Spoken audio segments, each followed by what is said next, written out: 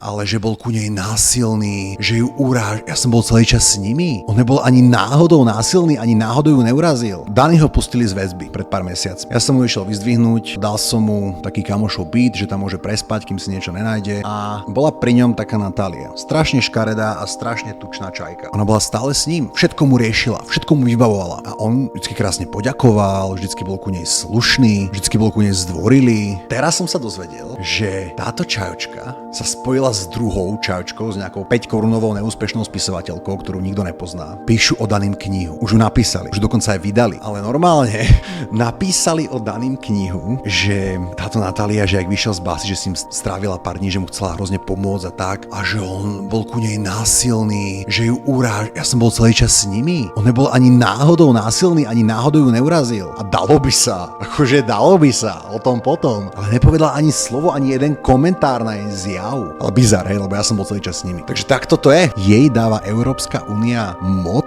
napísať o tom knihu, začať trestné stíhanie a Dani pôjde znova do väzby na rok. A jasné, že potom mu dokážu nevinu po roku, ale rok bude vo väzbe. Chápeš? A tomu nikto nevráti.